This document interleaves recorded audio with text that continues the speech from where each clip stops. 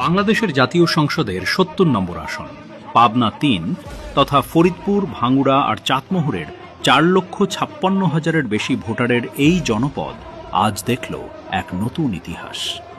আজকের এই বিকেলটা শুধু একটা মিছিল না, ছিল প্রায় ১,৫০,০০০ মানুষের জাগরণের দিন। বিকেল ঠিক ৪টা, শহরের পৌর বাসস্ট্যান্ডের চারপাশে হঠাৎ করেই বদলে যেতে থাকে বাতাসের ভাষা। ফরিদপুর, ভাঙ্গুড়া ও চাটমোহর থেকে আসা পদযাত্রা, মোটরকেডের দলবদ্ধ জনতা দলে দলে জমা হতে থাকে চাটমোহর শহরের পৌর বাসস্ট্যান্ড এলাকায়।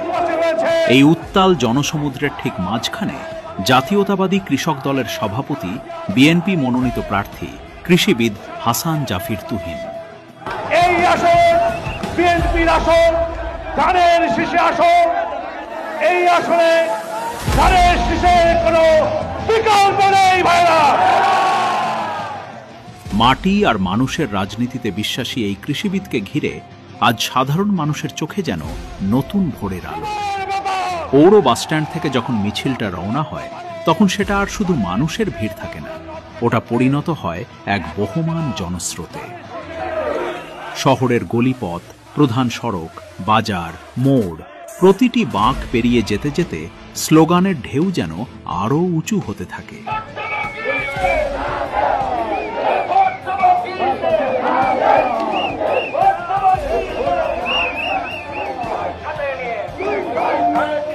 বিকেলের সেই জনস্রোত সন্ধ্যায় আছড়ে পড়ে চাটমোহরের ঐতিহাসিক বালুচর খেলার মাঠে। হেডলাইট আর মাইকের আলো মিলেমিশে এক অদ্ভুত আবহ তৈরি করে। অন্ধকার ভেদ করে এগিয়ে যায় পরিবর্তনের স্লোগান। মাঠ জুড়ে শুধু মানুষ আর মানুষ। যেখানে তাকানো যায় সেখানে ভরসার চোখ, উঁচু করা হাত আর গর্জে ওঠা কণ্ঠস্বর। মাঠের উপর দাঁড়িয়ে প্রিয় নেতাকে ঘিরে থাকে হাজারো সাধারণ মানুষ, কৃষক, তরুণ, শ্রমজীবী, সবাই এক সারিতে। গণমিছিল শেষ হয় প্রিয় নেতার বক্তৃতার মাধ্যমে। বিএনপির বিজয় শুধুমাত্র সময়ের ব্যাপার।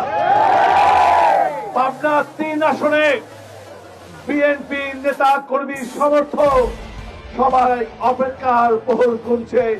আমাদের ঐক্যবদ্ধ থাকতে হবে। এখনো বিএনপির বিরুদ্ধে ষড়যন্ত্র শেষ হয়নি। নির্বাচন বানচাল করার জন্য, বিএনপিকে হারানোর জন্য এখনো ষড়যন্ত্র অব্যাহত আছে।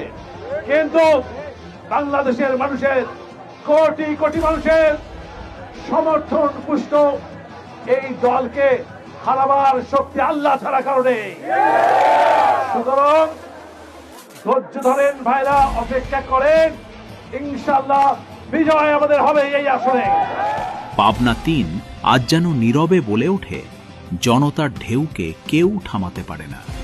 যখন সেই ঢেউ উঠে আসে বিশ্বাস আর স্বপ্নের শক্তি নিয়ে।